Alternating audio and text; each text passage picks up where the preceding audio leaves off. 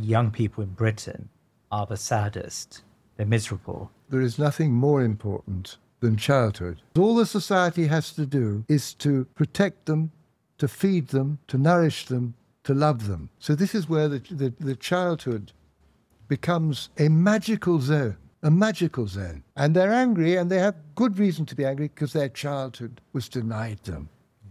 We're surrounded by catastrophe, and we're living here in one of the richest countries in the world, and nobody's happy. How do we reclaim this childhood for our children? Yeah. We're living in a time when modernity is now showing its dark side. If you've been indoctrinated from childhood, how do you get out of it? Is modern society failing our children? Has the quest for constant progress, through the use of technology and the desire to constantly engage our children with stimuli and keep them busy with lives that we have curated for them, has this been to the detriment of our children? A recent global childhood report found that British children are the most unhappy in the Western world, despite the relative material progress we have in this country. Yet there is rarely a discussion about the root causes of this sadness. My guest today, Ahmed Paul Keeler, is the author of Rethinking Islam in the West, and also the author of a soon-to-be-published book titled The Gazan Awakening. He has thought a lot about the issues involved in nurturing true childhood.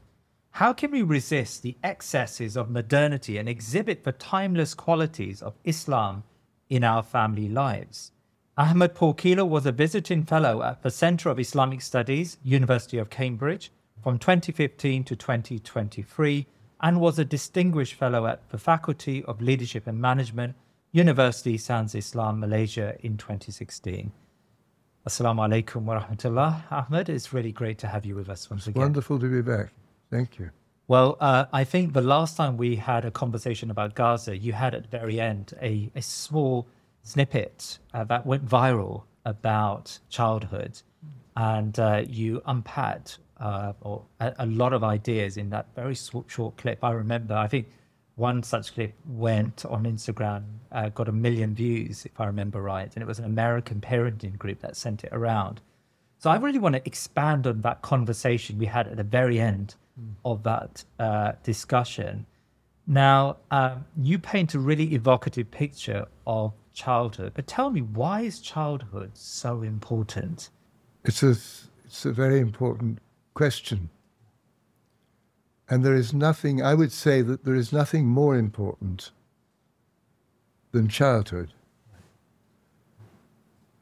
And I think we should begin with the remarkable understanding of the whole process of going from childhood through to adulthood. The first 18 years, if you like, when we have in Islam a very clear understanding of three phases. The first is from birth to 7 years old. The second is from 7 years old to 14, around that sort of age. And the final one is the next 7 years, which takes you through to 21, through to adulthood. And the first one, I suppose you could say that, in fact, I think what I would like to do is just read out what Imam al-Ghazali says about this, because he says it very, very clearly. The stages through which the child is taken is described in the 99 Beautiful Names of God by Imam al-Ghazali. This is from my recent podcast about childhood. He shows how each stage is a new creation. He begins with the spirit, and this is a quotation from the Holy Quran. And the Most High said, "They will ask thee concerning the spirit. Say, the spirit is by command of my Lord." So the first thing that happens is that the spirit enters the human being. Then it goes on. So the creation of sensory perception after creating the spiritual foundation is another creation. while the creation of discernment, which appears after 7 years, is yet another creation. And the creation of reason after 15 years or thereabouts is a further creation. End of the quote. So we have, I suppose, there is such a gulf between the modern and the Islamic in this respect. And I think the first thing one has to understand in understanding this gulf is the whole idea of the creation. Because in Christendom, and then in the West, as it evolved, there is this clear separation between the secular and the sacred. With Christendom, the sacred was in command of the secular. When you had the Renaissance, the secular became in command of the sacred. This is when you had the warriors, the statesmen. They became the height of the society. And when you then moved into the third of my Mizan categories, you have the merchant who takes the pole position, and the sacred completely disappears. Because what then takes place is that the only reality through modern science is the material existence. It becomes a completely material world. Now in Islam, there are two revelations. As we know, there is the revelation of the Holy Quran, and there is the revelation of his creation. There is only the sacred, nothing else. And all we can be is sacrilegious. We can do things which are against the sacred. That's how we can behave.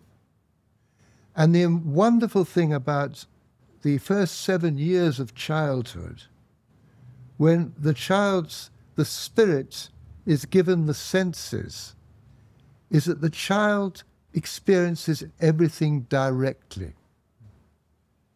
immediately, through smell, through vision, through hearing.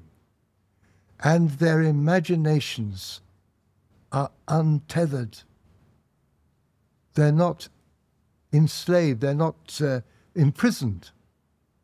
They haven't been indoctrinated by anything. And during that period, these creatures that arrive from Almighty Allah, it was when I was in Malaysia, I was suddenly got this Inna lillahi inna ilayhi rajiun coming into my mind, kept on coming into my mind. And this is something which we always associate with the passing of our brothers and sisters. I thought to myself, if we return to Almighty Allah, we have come from Almighty Allah, and these little creatures that arrive with their senses and their spirit pure have come straight from the divine presence. And during that first 7 years, they are more with Almighty Allah than they are with us. The barakah is incredible. And this is why to do anything that compromises that 7 years is to compromise the whole future of that child. That child is absolutely sacred, completely sacred. Their innocence, you know? And the mother is there nurturing that child. And you know this wonderful thing they say about in order to bring up a child, you need a whole society. You need a whole village. You need a whole community to bring up a child. So in this particular instance, the first most important thing for the child is for the child to be able to play. This is the fundamental way in which the child is able to grow in its character in its formation. And they have incredible plays. They play with the other children. They enter into imaginative dramas which human beings, which the adults have absolutely no access into. Makes no sense to the adult. A child can take a piece of wood and turn it into a magic sword. They can sit on a log and be literally sailing across an ocean. And they are sailing across the ocean. Their imaginations are incredible. And they start their play, and they play from, when they're able to walk around, they follow the older ones, and then they gradually, as they get older, they become the leaders of the play. They're playing with their siblings, with their cousins, with their neighbors, because in a community you have this full range of characters. And there's a wonderful hadith about the Prophet ﷺ when he was praying with his companions, and he went into sujood and remained in sujood, to the extent that his companions started to get worried. What's happened to him? And then after the prayer, they asked him, Master, what took place? And he said, my grandson was leaping backwards and forwards over me, and I didn't want to disturb his play. That hadith just shows the importance, how serious that play is. That drama which they enter into, that capacity of imagination, that encounter with their peers, that crying and laughing, because the plays can become traumatic for the children at times. They disagree with, they have fights and things happen, but they go through the whole gamut of the emotions of how they have to recover from something, of how they have to be kind. All of these things happen. So the drama is the great place during that 7 years. The play is how these children grow into their own beings, becoming who they are. And they are in the present. This is another incredibly important thing about this childhood. There's no past or future for these children. It's up to the age of 7. Everything is immediate. Yeah. This is an amazing thing which any of us knows as a father or as a grandfather, or the speed with which they can go from laughter to crying, from immense tragedy, when it's as though the whole world has turned in to huge laughter. Yeah. So this first period is the period when the child actually comes from Almighty Allah, is nurtured and protected, because all the society has to do is to protect them, to feed them, to nourish them, to love them. Just let them get on with it. That's it. You don't insist that the child prays. You don't put this on the child until they become 7, 8, sometimes 10. They are free. And that whole world of childhood means that when they arrive at the age of 7 or 8, then discernment arrives. They get to the age of 7, which is a kind of splitting. They start actually entering into time.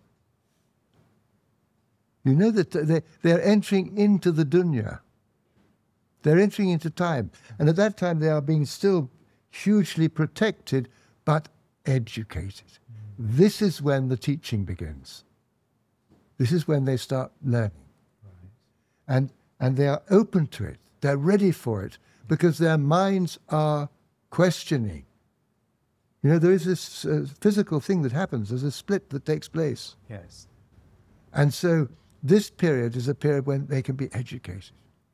And then when they arrive at that huge moment when they have to embark upon, from sort of 13, 14 through to 18, 19, 20, this transition, when they metamorphose from childhood into manhood or womanhood, that, which is the most powerful period of the complete transformation of the body that takes place, that's the period when traditionally they become the apprentice.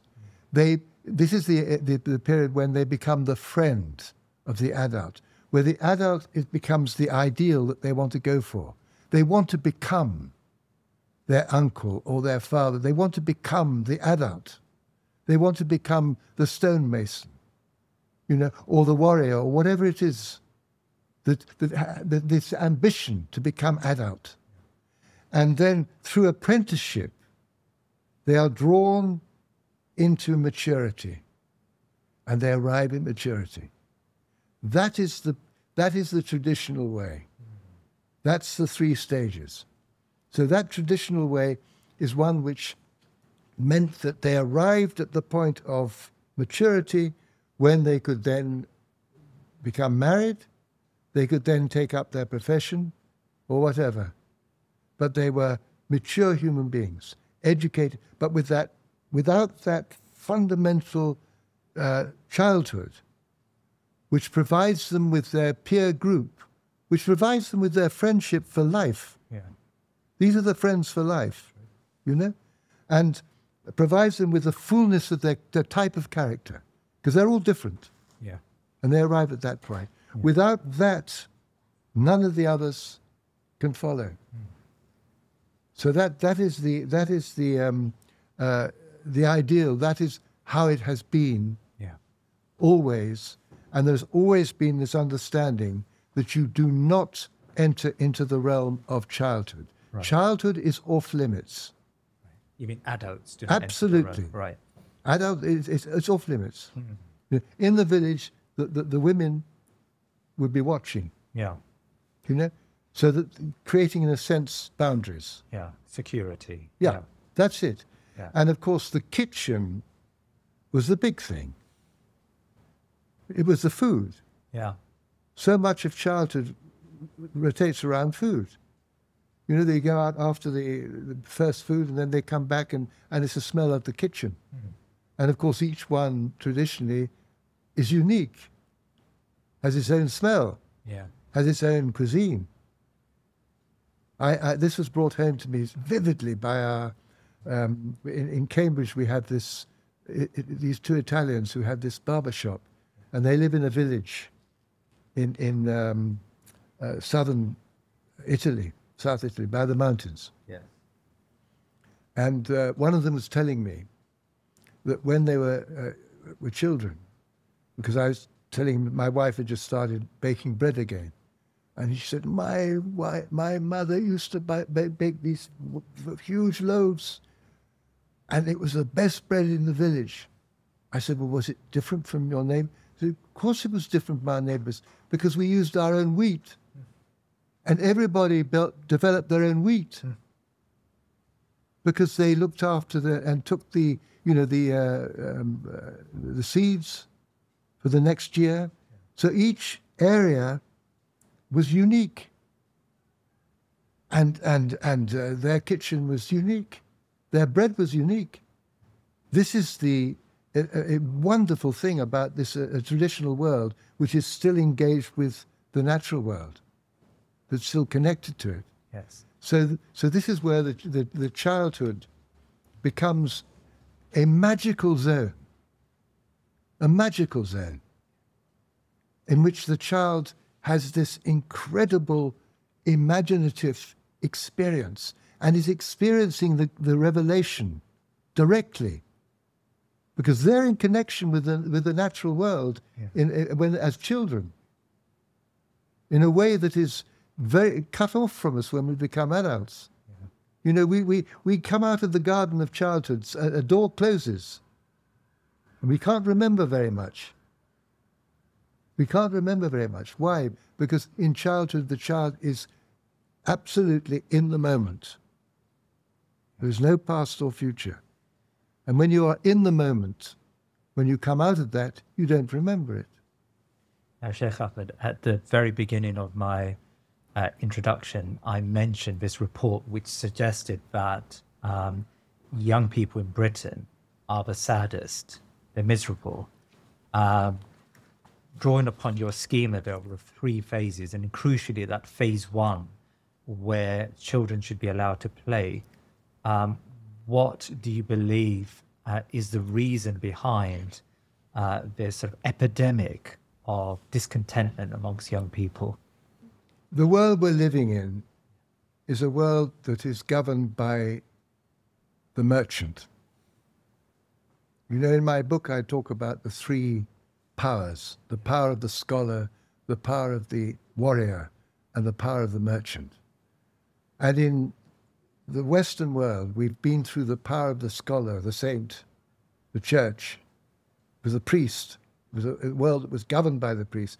And then with the Renaissance and the civilization, the whole idea of Greece and Rome, it became the warrior. All the statues turned into warriors.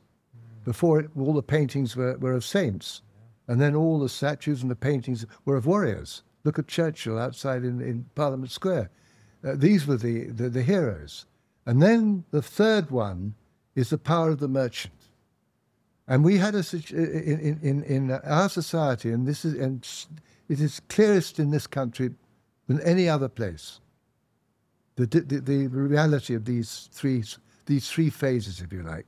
Because with the power of the merchant, we have the Industrial Revolution, where the merchant, and we have capitalism. People ask me about capitalism. All capitalism is the merchant having free range with no spiritual power above them. It is the perfect way of making money, which is what happens to the merchant when they are untethered, when their activity becomes the reason for the whole of the existence of a society. And that's what we're in. So what do you have with an industrialized world? With an industrialized world, you have the development of technology. The machine takes over, on the one hand.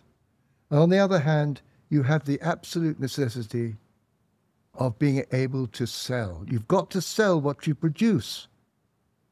In Cambridge, when my wife and I first arrived in Cambridge in 1992, it was still a university that was in the age of civilization.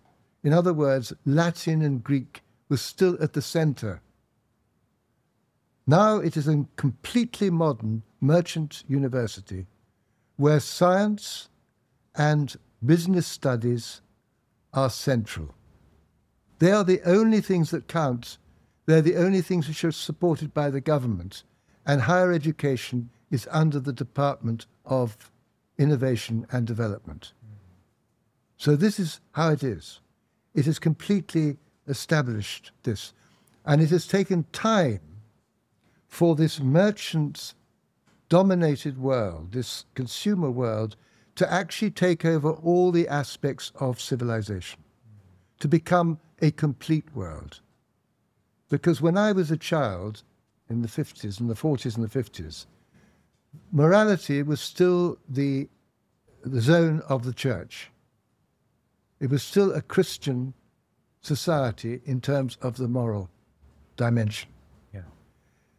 Virtue, ethics was still very much under the civilization of Greece and Rome. Now, where are we? Now we have with the 60s, we had this moment when suddenly you had the sexual revolution, which basically completely destroyed the whole Christian morality. Sex became a commodity, personal, something that you could, it was free for to do what you liked, instead of being that very highly regulated nafs, which have to be under command of the human being. So you get this. So that enters the realm of the consumer. So you've basically got a situation where the consumer society the merchant society has gradually created its own world, its own everything. Everything now is basically determined by technology. And this process of the technology taking over everything is now reaching its climax. Childhood has now been breached. Childhood is no longer this sacred period, protected. Give me some examples. How has it been breached? I want to actually start with the first area of this growth, these three periods that was breached. Yeah. And that was actually the period from 14 to 13 through to 19. The second phase. The third phase. Third phase. Because this was the first one that went. Yes. And this was catastrophic.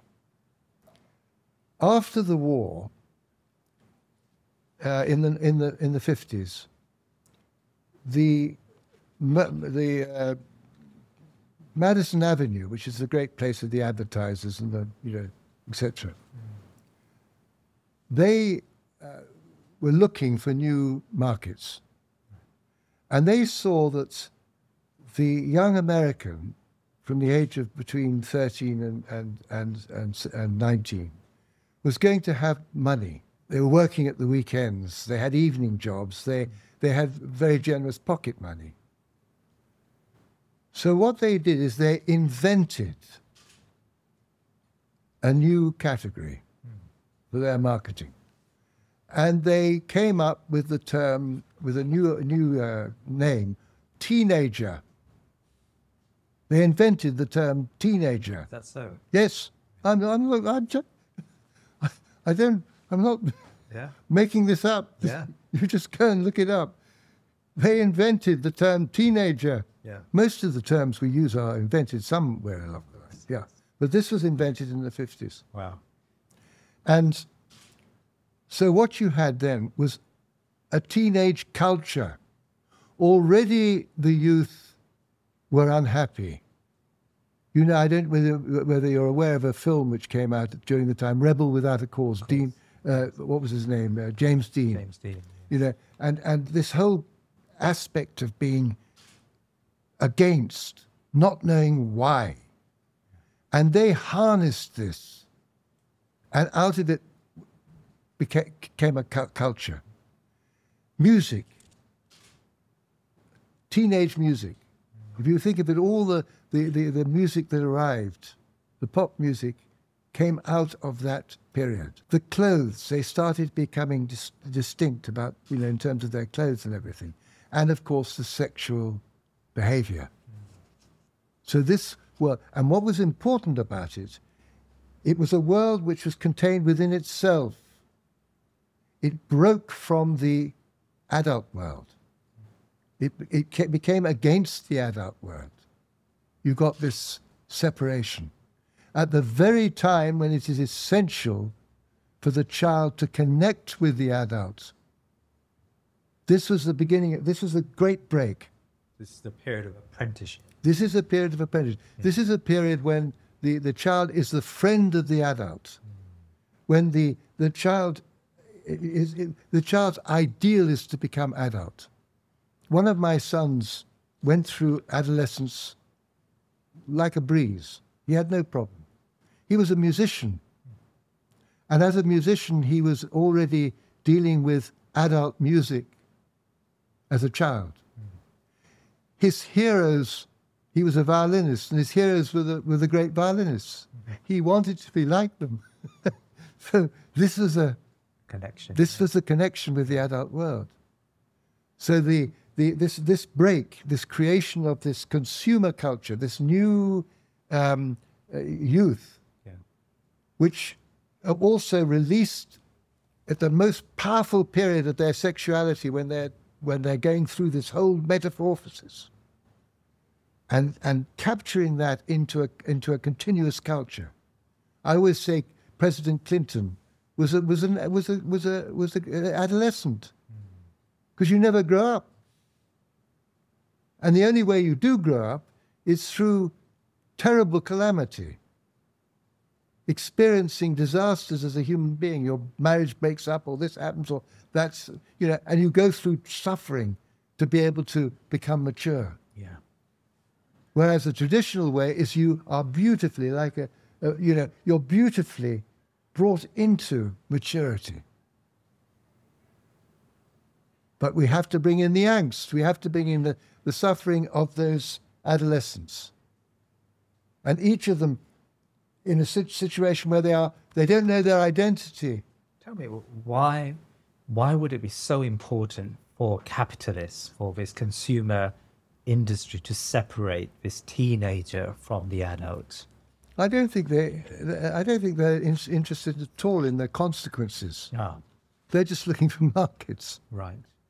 So they How just does it see a help them? market. Ah. I mean, the consequence. It's like, for goodness sake, the whole modern world is full of unintended consequences.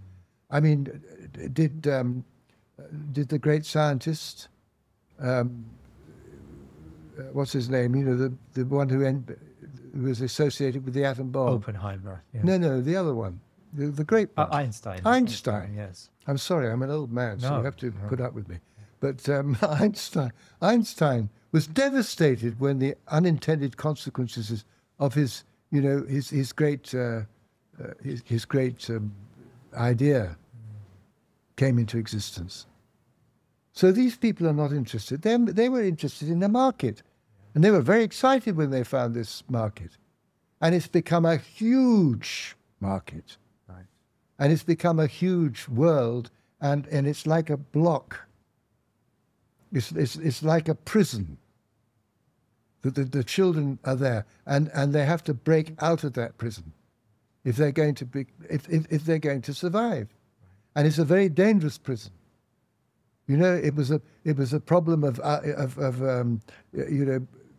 big problem with mothers, single mothers. Teenage mothers having children, not knowing, having no structure, nothing, no base for them. Drugs, alcohol, every kind of experiment. So you're putting the children through that kind of a terrible experiment. Right. It was a horrific thing that happened. But then what happened was that they came and looked at the question of childhood. Now, the problem with this one is that it is adults, marketeers, looking at childhood and thinking they understand it. So what they've done is they have been creating, first of all, toys. But toys which are complete. Plastic toys, funny colours, because they think childhood is all about being funny and silly and all the rest of it. So funny colours. The child is literally, it's like giving them heroin or something. They're excited by it. The adrenaline rises. It's exciting when they see these things. But then they play with it a bit and they get bored. And very often you'll find with these toys, they break them. Because there's nothing in it for their imagination. And then it gets deeper. Because you've got toys. Well, with toys, they can make up games and they can do things with it. But when it comes to films, they sit there mesmerized. And the thing about the films, the children's films, is that they all treat the child as though the children are sort of, half-baked. I mean, everything has to be funny and everything is, It's the adult coming down to the level of what they think childhood is. Childhood, and they're literally giving them a kind of an imagination from outside, which is their idea of childhood. And then it comes to the mobile phone and the screen. And that becomes completely mesmerizing. So what is taking place? The child should have needs nothing from outside. Yeah. It needs nothing from the adult world in order to engage it. It needs its own community. It needs maybe books and things that they can play with and you look at and all the rest of it. It needs the natural world where they can see birds and they can see trees and they can go into woods and they can, have contact with animals. All of this, all of which they are experiencing. Stories, when people tell them stories, it's their own imagination that is working. You tell me, if somebody is telling you and I a story, your imagination is seeing it completely differently from the way I am seeing it. Yeah. It's unique. Yeah. So what is happening is that the technology is getting more and more sophisticated to engage the child who becomes a completely passive receiver. In the process of becoming a passive receiver, when the thing stops, it starts to panic. In other words, we are creating addiction. This is what addiction is. It's a dependency on something that is outside of you. It's something external that comes and you become dependent upon it. And the children become dependent upon these external imagination that comes from the adult world. And may I say, a very corrupt adult world. Because the images are becoming darker and darker. The illustrations of the books and things are becoming darker and darker. And so and what is absolutely horrifying is that the children are all being fed the same imagination. And this is why I talk about the dialysis of the imagination.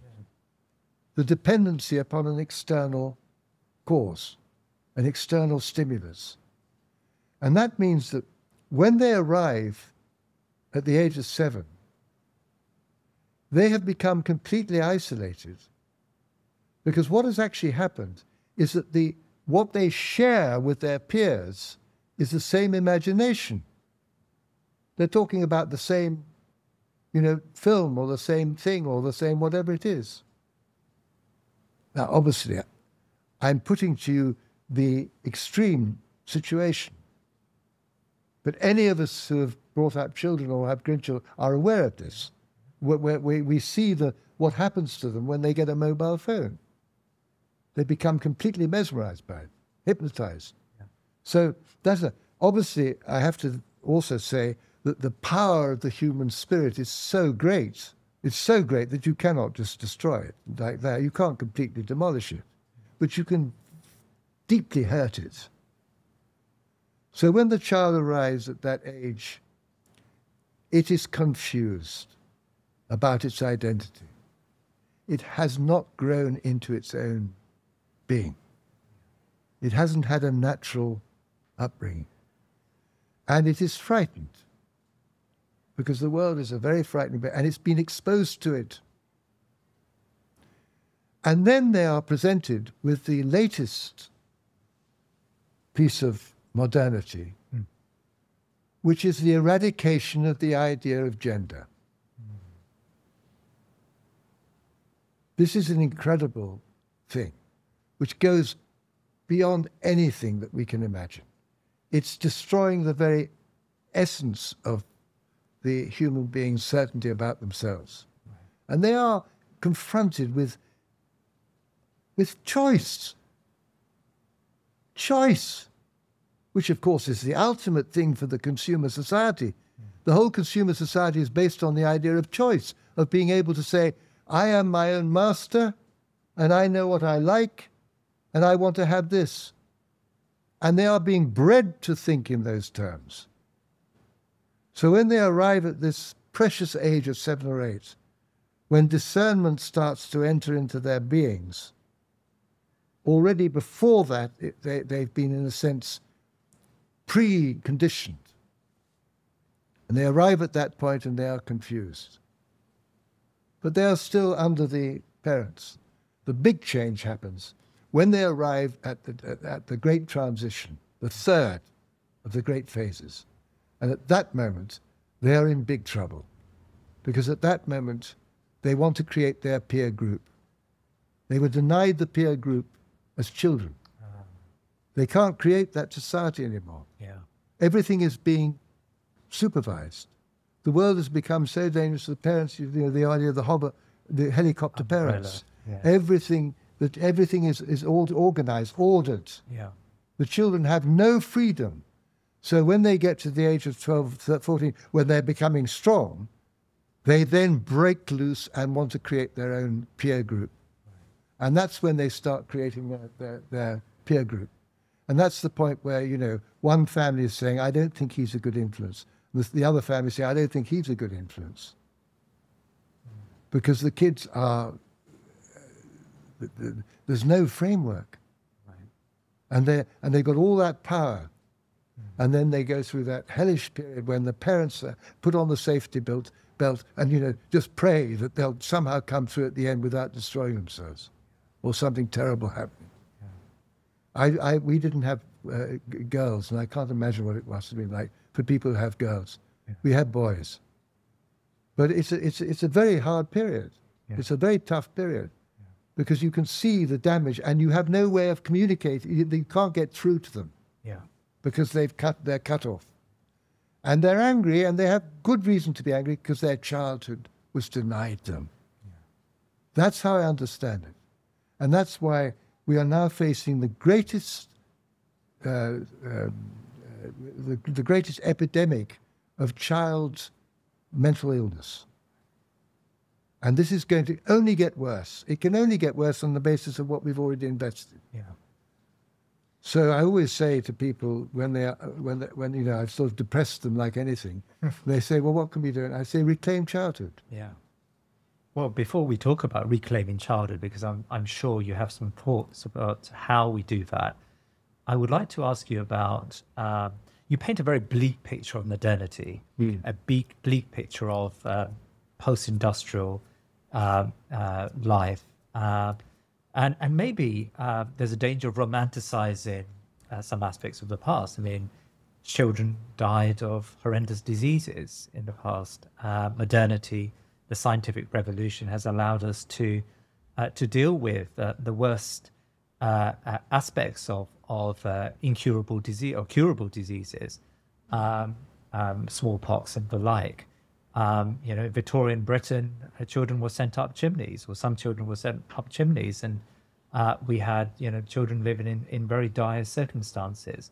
Is there a danger of romanticizing a period pre-modernity at the expense of embracing some of the good aspects of modernity? It's a very good question, a very reasonable one. First of all, we're dealing with the question of the pre-industrial world. So not Victorian Britain or anything. The industrialization brought in the greatest horror in terms of people, the abuse of people imaginable. And whenever a country has been industrialized, whether it was Russia or China, it's always been followed by famines. And it's always been followed by the most horrendous, situation of the people who have to work. Yeah. Go to Bangladesh now and see what the people who are making our garments, what they're having to go through, how they're having to live, and ask the question: is that a proper way for a human being to be able to live? So the Victorian age was a horrendous age because in the beginning, the only people that could get to go into the factories were fallen women and children, orphans and things. You know, they had to literally, it was very difficult because there was a great movement against the factories from the beginning. The Luddite movement, which people don't really understand what it was. It was a real understanding of the horrors of what was going on in those mills. You only have to read the Victorian novelists. Forget the historians. Read the novelists. They can tell you the amazing change that happens. If you take Mary Barton by Elizabeth Gaskell, a remarkable book, the horrors of that industrial revolution in Manchester, you know, you understand completely why Marx wrote his book, Das Kapital, when he saw what was going on in Sheffield. It was horrific what was going on. And the exploitation of children was unspeakable. And the Salford, which was the first of the industrial, major industrial towns, the River Irwell, beautiful little River Irwell, which goes through Salford into Manchester. Manchester became the place where they sold everything. But Salford was where they had all the factories. And the river was so polluted, it was that thick with gunge. The birds walked across it. It was completely poisonous. If you fell into it, you were dead if you opened your mouth. The horror of that industrial revolution. So the difference between the world as it was before the Industrial Revolution and the world after the Industrial Revolution, that's a completely different world that was created. And we are now, when we talk about progress, we are in a position where, the concept of progress is the concept that drives the modern world. Yeah. Where did that come from? Where did that come from? That came from a moment in time, the end of the 18th century, the beginning of the 19th century. It came out of the minds of philosophers, Hegel, Comte, Marx. It came out of their minds. And they were basically trying to explain the remarkable power of Europe, of how Europe was conquering the world, was conquering every single other civilization, was coming under the command of the Europeans, and how they had also conquered nature. And they had derived this fantastic power, this power which meant that their arms could be as long as miles long. Their machines were creating a new world. And they believed that they had developed, and they were a new species. Humanity was progressing, and the Europeans were in a state where the rest of the world had to catch up. That was their idea. And what is the thesis of progress? Because progress is a secular idea, was that they were going to bring heaven on earth. They were going to eliminate all disease. They were going to eliminate poverty. They were going to create a world, a paradise on earth. We're now living on the downward path of this modernity. Yeah. We're living in the age of crises. We're living in a time when the young people, when they look ahead, can see nothing but disaster. We're looking, when the Hollywood films come out, they're all about catastrophe. We're surrounded by catastrophe. We're in a situation where the colonial world has now been seen as being something that was so cruel and so monstrous in the way that it eliminated, it created ethnic cleansing, it destroyed the people that we went and colonized. And we see what is happening in Gaza. That's genocide that we're watching, but that has gone on for 500 years. That's what happened in the Americas with the Red Indians. That's what happened in the Aboriginal world. That's what happened in Vietnam with the French. That's what happened in Algeria with the French. That's what happened to the British in India. Every single one of these worlds was a catastrophe in terms of the people who lived in them and their cultures. And their cultures were smashed to be replaced by this modern project which cannot deliver. It can neither deliver happiness, nor can it deliver what the people in that society believe they should have. And we're living here in one of the richest countries in the world, and nobody's happy. Everyone is getting sick. We have a national health which is breaking. We have an educational system that's breaking. And we're still sending money to create genocide. It's incredible what's happening. We have a migration problem because we destroyed nations, we destroyed peoples, we destroyed environments. So we're living in an age we're living in a time when modernity is now showing its dark side. We're living with the unintended consequences. We're living in the arrogance of modernity, the arrogance of that person 500 years ago who said, man is the center of everything. We are going to recreate the world. We're going to create a utopia. And they left Almighty Allah. And we're living in the in what happens when you try to create a world without him. And all you've done is you've taken the material realm and you've gone deeper and deeper into that material world, receiving huge powers. But with each power comes an unintended consequence, which is devastating. So when we talk about disease, how many modern diseases have we created? You go to Malaysia now. Malaysia, which is this wonderful country that I spent a year in, where now it is at the top list of all the modern diseases: heart disease, diabetics, cancer, all those diseases which are part of this fat modern society. Terrible diseases.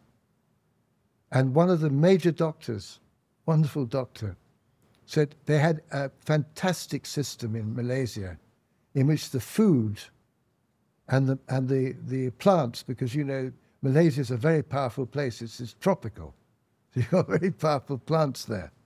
And their whole medicinal food system was brilliant. And it maintained a mizan for the people, a balance for the people. And they were fit. They were not fat, they were fit. Now they're fat. Or they're getting fat, not like us, but they're on the way. Because their diet has been completely changed. So this is a problem. And the question of childhood is that because we have created such an aberrational world, we think that it was always like this. It wasn't.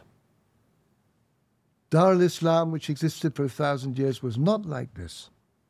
It was like what Imam al-Ghazali was talking about. That was the childhood. That was the way that children were brought up. That was the way they entered into life, entered into maturity, and the way that they were then able to create their own families. Yeah. So we are living at a time of phenomenal crises. And the idea of progress is finished. Is finished. Yeah. And after Gaza, the moral high ground of the West is over. And we have to understand the reality of our situation. Because to live in a state of delusion is very dangerous. And that is what we are doing in the West. So, alhamdulillah, we're Muslims. We live in, however dysfunctional, we still live in communities. We still believe in family. We still have a belief that children and having children does not hinder our wealth and does not hinder our lifestyles. We still have a lot of these traditional values or Islamic values intact, yet we still face the very many problems that you suggest modernity has brought upon the world. We face so many of those problems. You know, even a quote unquote practicing Muslim parent will face a rebellious child when they become a teenager, or a practicing Muslim parent will face a child who's deeply sad with the world. How do we reclaim this childhood for our children? Yeah. No, this is very important. And now you're coming to the bright side. You're coming to the bright side. This sounds very bleak. No. Now you're coming to the really wonderful side, which is the side of Islam, the Muslim. Because the Muslim is in a wonderful situation. Our religion is completely intact. The 23 years of prophethood meant that the revelation was completely and perfectly transmitted. Everything was transmitted. You have the Holy Quran completely transmitted, and you have the life of the Prophet ﷺ, both within Mecca, when he was being persecuted, and in Medina, where he was ruling. All the examples necessary, plus the fact that you had the finest human society around him, and how many thousand companions shared his life from all the different vocations: warriors, merchants, nomads, people, craftsmen. Every type of vocation was around him.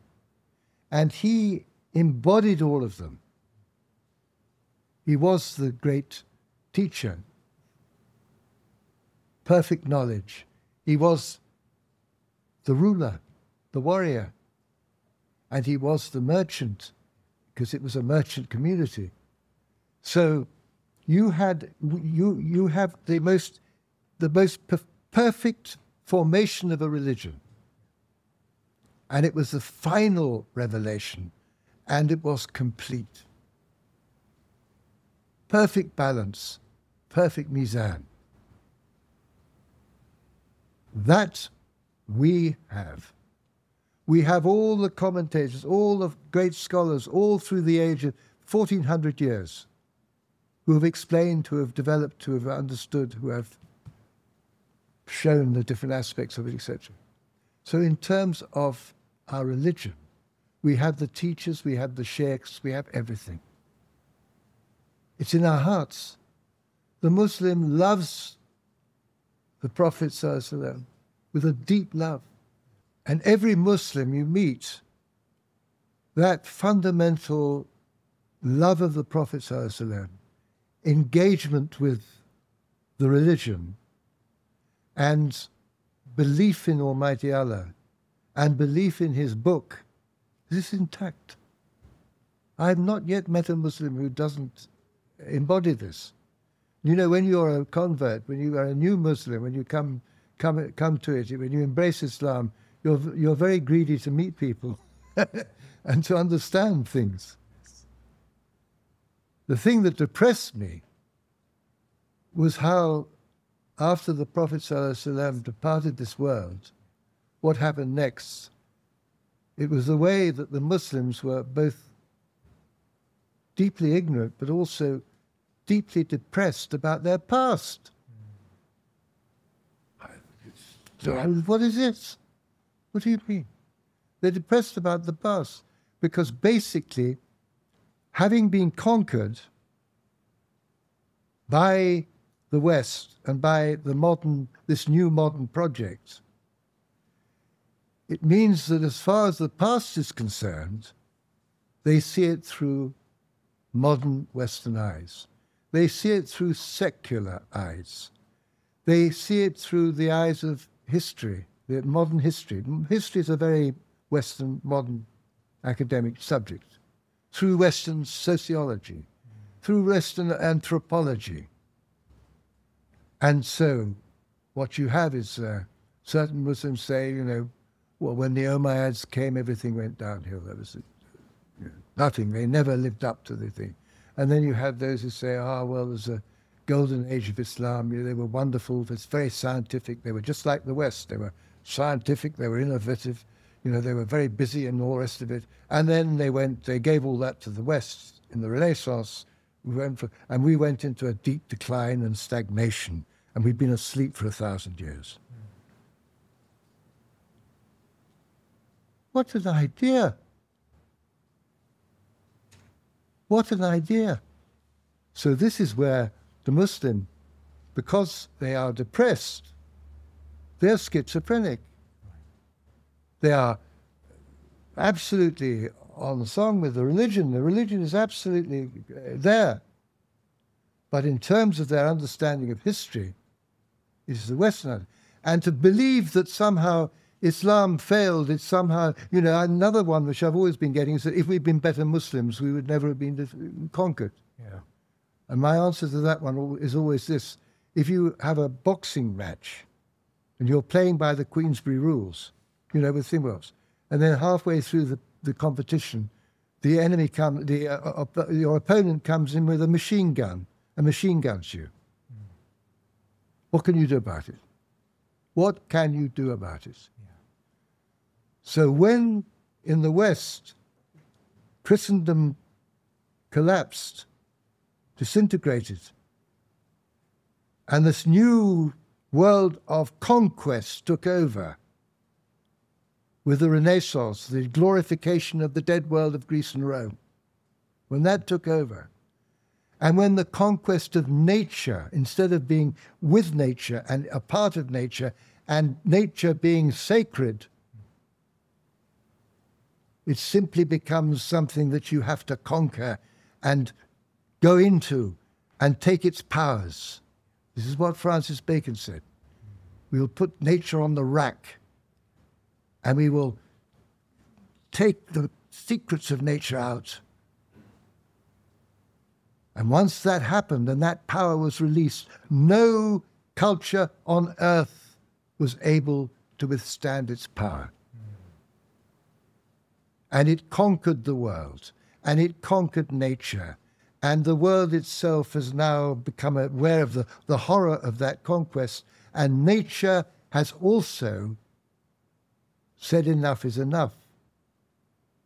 The environmental crisis is the result of the attempt to conquer nature. Global warming is that result.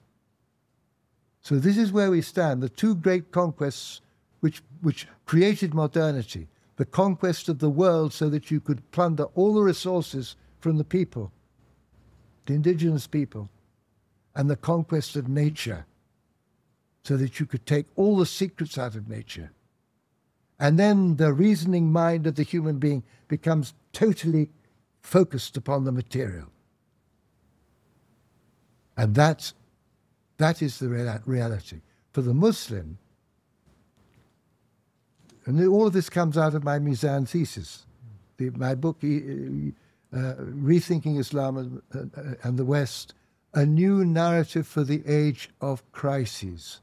And the narrative is Mizan, because the whole concept of progress is completely false. We have not progressed. We have to wake up to the reality of the situation. And the reality of the situation is very dark. It's very dark. But the reality for the situation for the Muslim couldn't be brighter. It couldn't be brighter. Why? Because Islam is still connected to heaven. And what do you need in a storm? You need a lifeboat. You need a lighthouse that warns people of the rocks. What we are experiencing now is a huge storm that is enveloping humanity. It's like the Jahiliyyah period of Mecca. Untruth, falsehood, false gods, everything is whirling around and bringing humanity into chaos. For Islam, it's that still center, which has always been there. It is the refuge from the storm, and it is the witness to the truth.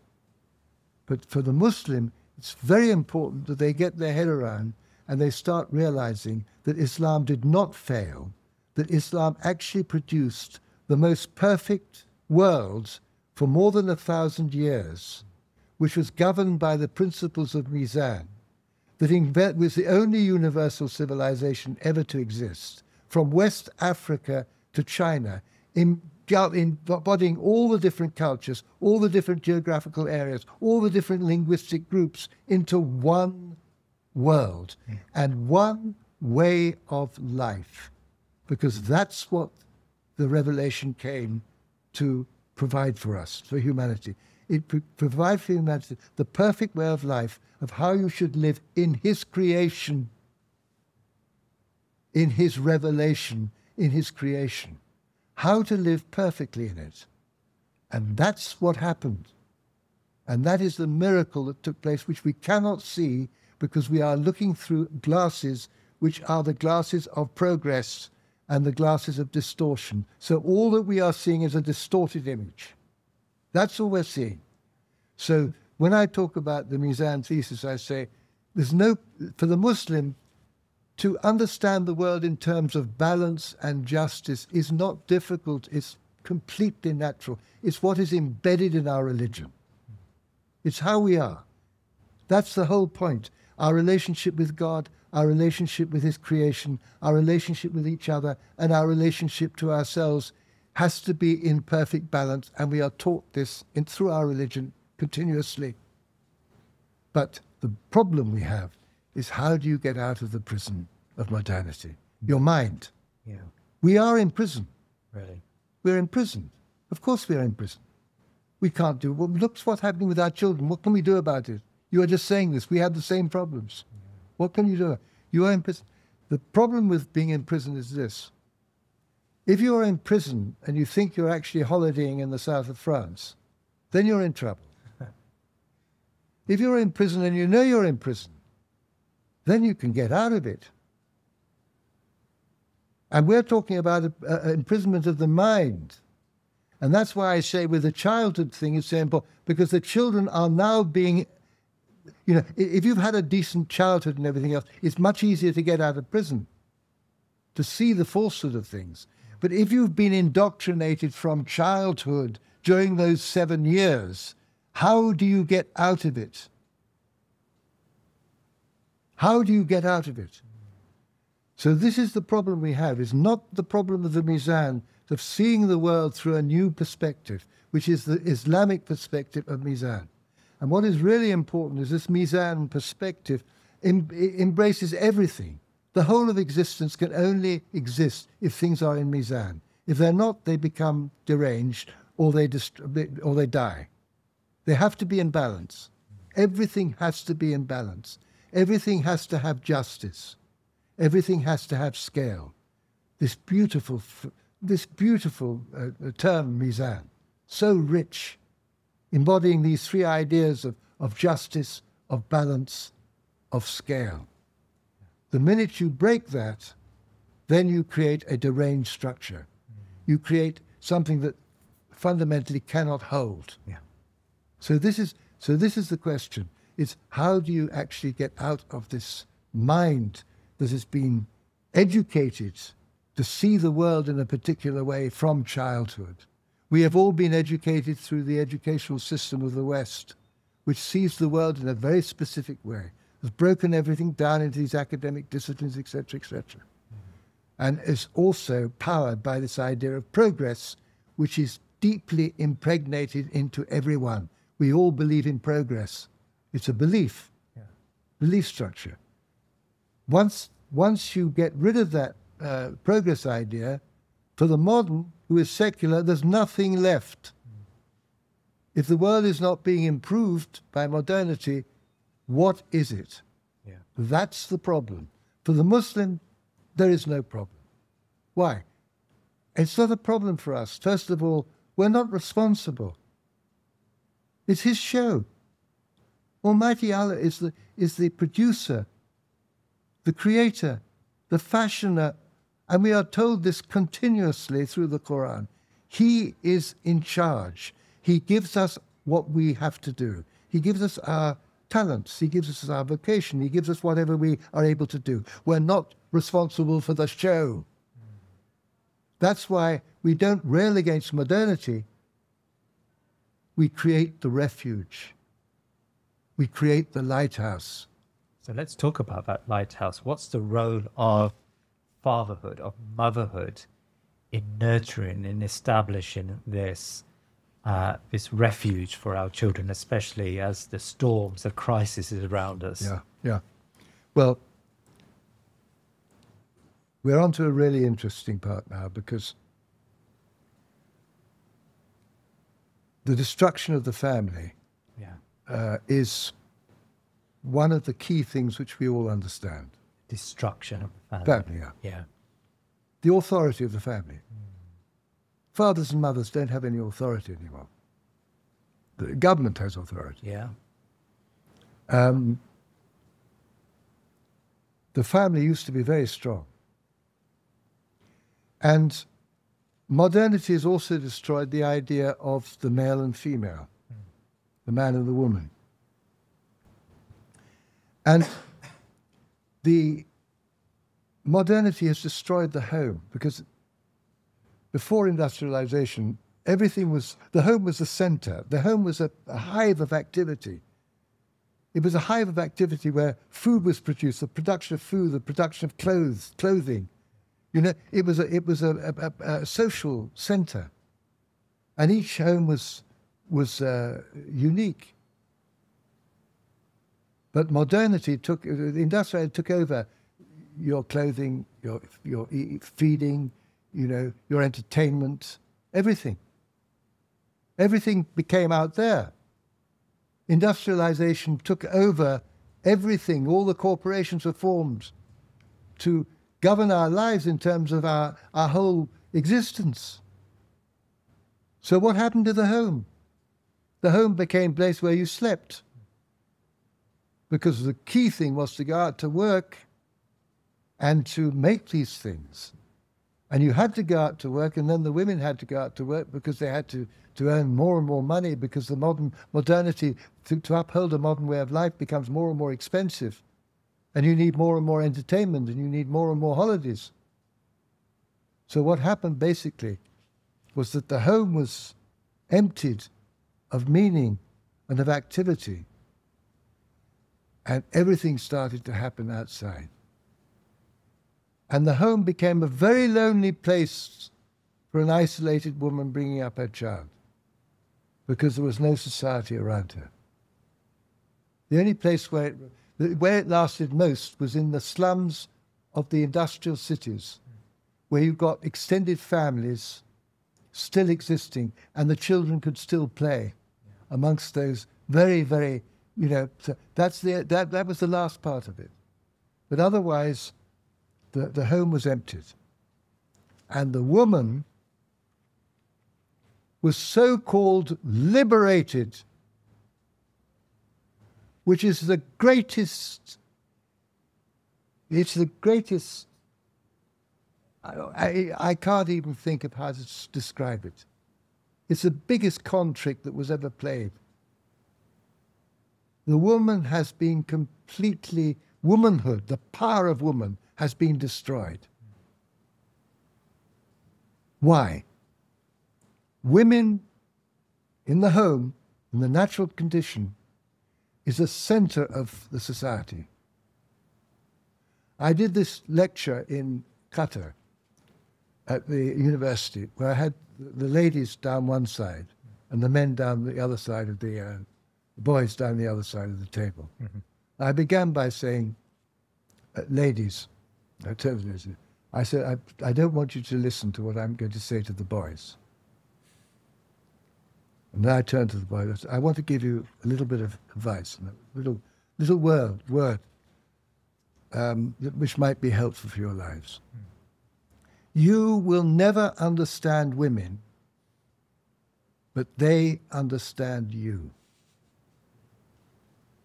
The girls laughed. Yeah.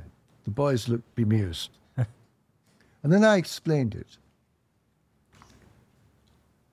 The woman is mother. The woman has huge natural compassion and empathy and love, which pours out for her child. That love and that concern and that care extends to all members of her family. She sits in the middle of a web. She is connected into every member of her family. She's connected into the neighbors. She's connected into the cousins. She's connected with anybody who is actually within their circle. And she is concerned about their well-being. It's going to be very cold today. You must take your coat. They sit in the back of a car. Be careful of this, be careful of that. They're continuously concerned. We human beings are their subject. They know us. They are concerned about our moral welfare. They naturally have from Almighty Allah, as the feminine, they have submission. If you are a mother, it is natural to you. If you're a woman, it is natural. That submission is huge power. It is what is in our religion. The most important thing is to be submissive to God Almighty Allah, is to be in a state of submission. The women have it naturally. The men have great problems in gaining it. And the men's eyes are like this. They're in the world. They're dealing with projects. They're dealing with things. But the woman sits in the center of the whole existence. She is the center. And her power is incredible because she knows her man. And I have not yet met a couple in which the woman, if she's a traditional woman, isn't quietly there as the center and the power in that establishment. It's true with my mother, it was true with my sister, who was the eldest in our family, and it is true with my wife. I'm completely aware of the fact. She knows everything that's going on. And she's a wonderful scholar. She's a wonderful scholar. But she knows everything that's going on throughout the whole of our extended family, which goes to quite a degree now. And do you know that women's eyes are different from those of men? Physically different. The women have more rods and their cones are different, and they have 10% more being able to see. And that's why men often think they're getting away with things. You know, they don't think the women are seeing them. They're actually seeing them through. They're everywhere. This is the power of the woman. And it is magical. It's amazing. We do not know them in the way they know us. That's the traditional woman. The modern woman has lost that. She's competitive. She's competitive. She's competing with the man. She's in a man's world because we have destroyed the inner world. Everything is external. Everything is outside. So the first thing to do is to realize, I mean, astaghfirullah. I was told, don't get onto the women because they'll come and stampede you and you'll just literally end up in dust. This is the first time I've done this. Because the things are so serious now. And with the Muslims, you are absolutely right. It is because of my experience up in Bradford and my experience with the Muslim community to know that the family is still intact. Those values are still intact. Yeah. The women are still women. And obviously there are problems. They're being, there's huge problems. And the way in which marriage is being attacked is incredible. But it's a matter of the Muslims rediscovering their past, realizing that Islam never failed, giving them the strength to be able to play this role during this huge crisis of humanity, which is that central role of being connected into what is real. Because what is happening around us is deeply unreal. It's unjust. It's chaos. It's cruelty. And it is only getting worse. But the Muslims are the still center. This is our role in this time. It's to strengthen that refuge. It's to be that witness to the truth. And that's not easy. You come across a lot of young Muslims in Cambridge. Yeah. I've noticed when I visited you that, alhamdulillah, you're like a mentor to many of these young Muslims who come to the university. And so many of them seek your advice on so many issues. I mean, how would you describe these young Muslim men and women that you come across in Cambridge? I think I think Almighty Allah is preparing an amazing generation. Really? I really do believe this. Yeah. And I give thanks to Almighty Allah all the time for the grandfathers. The way in which He brought to this country these men from villages in India, in Pakistan, etc., who then came here under the most horrific circumstances, a horribly racialist society. Enoch Powell, the Paki bashing, a really violent, depressed society that they came into. And they created the mosques, and they created the halal butchers, and they worked so hard, and their grandchildren are going to Cambridge, to Oxford, to Warwick, and they are, what is so impressive about this generation is that they are morally intact. They're clean. They look like young people. You know, they're not full of angst. They look like young people. They're beautiful. The boys and the girls. And they're alive. And my good, alhamdulillah, something wonderful is going to happen. And this is his show. As I always say, I mean, people ask me about the future. And what do I know about the future? I don't know anything about the future. I can only deduce from the present, talk about that. Yeah. It's like people who talk about global warming. We have already put so much in that we know that that's going to go up. You know, that's all. But in terms of the great play, the great production that is Almighty Allah's, it's just nothing. And that's why, again, one of the great problems of modernity is this idea that we are responsible, that we are creating a better world, that we have to do this, that we have to change everything, that we have to, that we are in control. We are not in control. And that's one of the things we have to get rid of from this modern prison, is this idea that we have to do it. No, we don't have to worry about that. We have to worry only about what is our role. And we have to understand what is our role. We have to find our role. You know, the most difficult thing in life is to find one's limits. What are the limits? You know, I mean, I've been invited to mosques and things, and I say I can't talk in mosques because I'm not a religious scholar.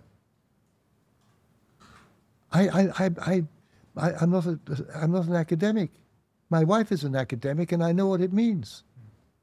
I don't know what I am, but I'm certainly not that. But the reality is that we have to find do what we have to do. We are actors in this great drama. And as Muslims, we have to be completely confident in him. If this storm is happening, it's his storm. Isn't it? Yeah. It's his storm. But what are we supposed to do? We're supposed to be there witnessing the truth as as we are trying to do. I mean, this is why with the Gaza thing it's so important. This huge injustice that was done to, and this inhumanity and this suffering of children. This is monstrous. This is something where we put our hand to try to, we write or we do something to try to make people realize what is happening, because something grotesque is taking place. And this is why, for me, the last 11 months has been a huge education. Huge education. I mean, I noticed that at the beginning of our show today, I talked about your new book that's coming out about Gaza. And, I came across you initially when you produced some videos on Gaza on YouTube, and we had a conversation, and you came into the studio, and mashallah, we've had some really great conversations about Gaza online, but also at venues across the country. Tell us a little bit about this book you're producing and why it seems like it's a culmination of all these conversations that you and I have had and you've had with others absolutely on Gaza. Yeah, tell me a little bit. Well, the book is in 6 parts, and the first 3 follow the podcast, 2 of which I did with you and 1 with Blogging Theology. Oh, yes. And very basically, the first part deals with Zionism and the way in which every world that it came into contact with, it disrupted.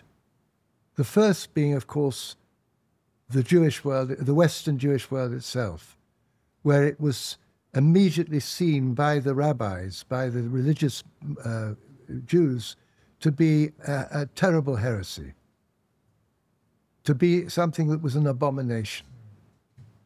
It was a secular ideology, a political ideology, which they totally rejected. And then one goes through all the different worlds that it was encountered.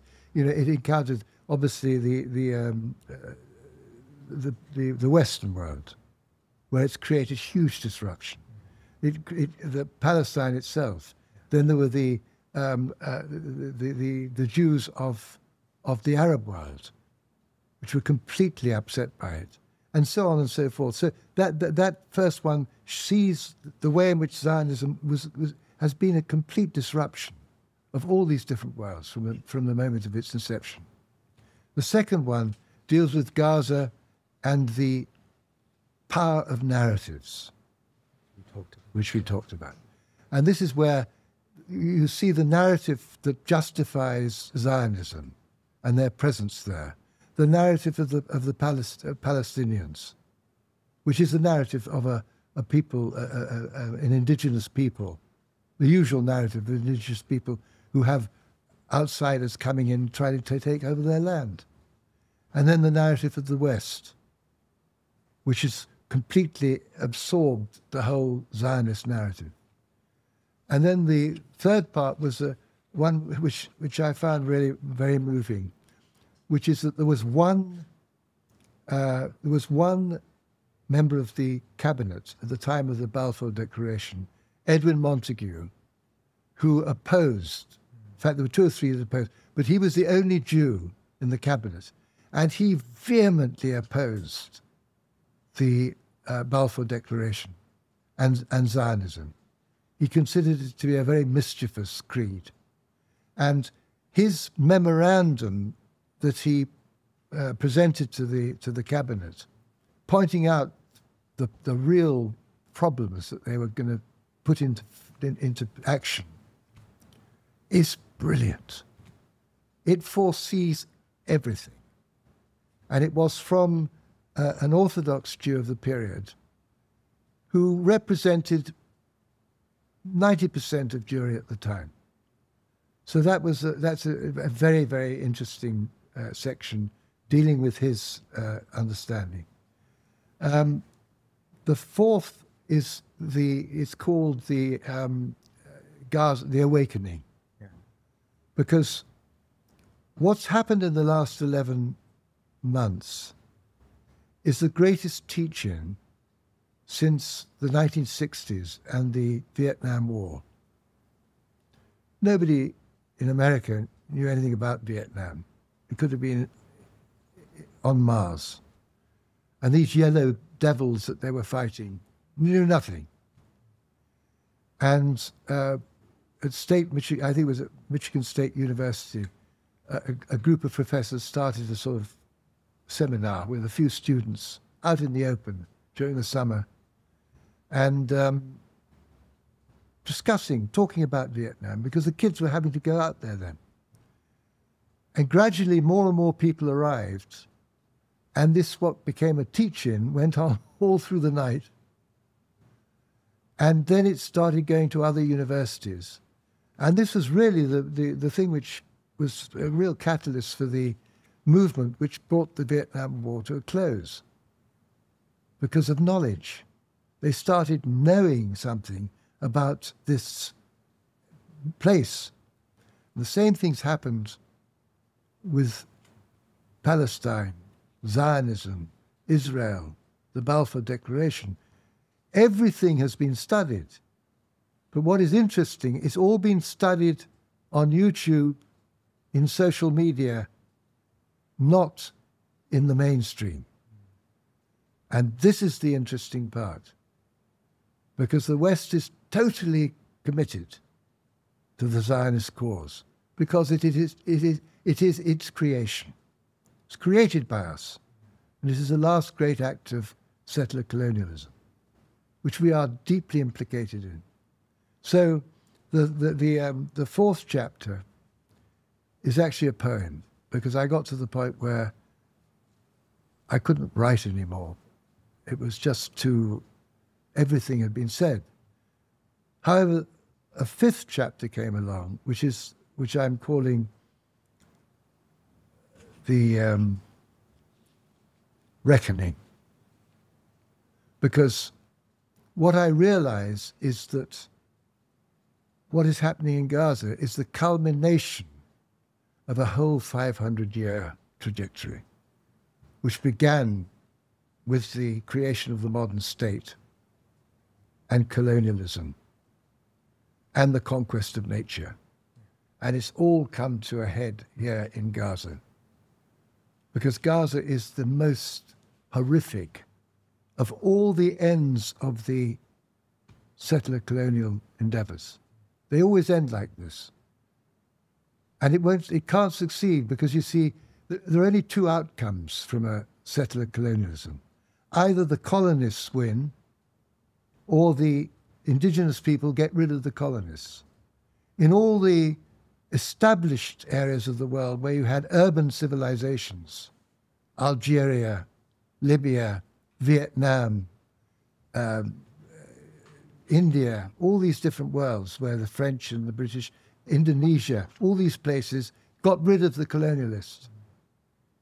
It was only the areas where there were still tribal peoples, like in Americas, in Australia, New Zealand, etc., where they succeeded.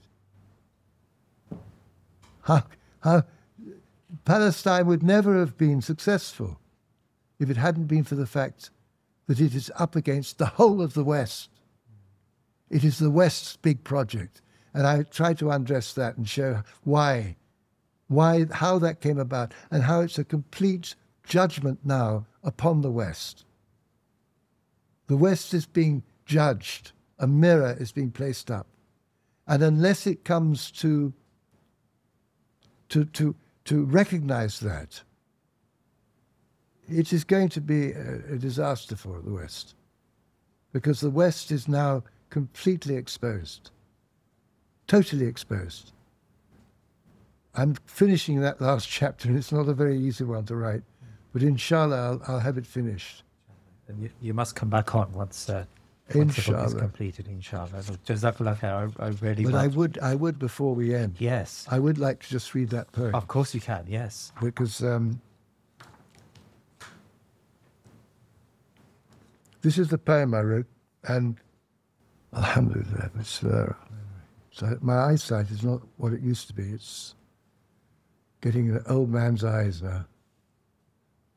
Bombs over Gaza. And now the tears are flowing every day.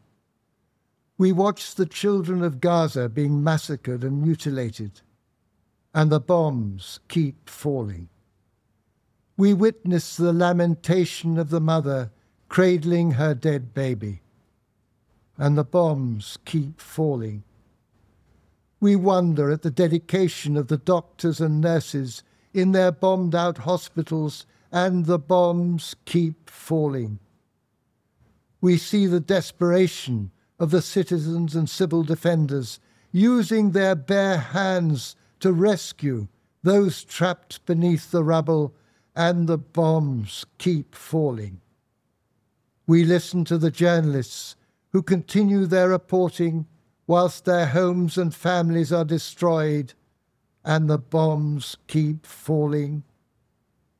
We are amazed at the teachers who continue their lessons in tents as their schools and universities are reduced to rubble, and the bombs keep falling. We are witnesses to the destruction of the olive groves and farmland, and the starving of the Gazans, and the bombs keep falling. Even the dead are not spared, with graves dug up and cemeteries desecrated, and the bombs keep falling.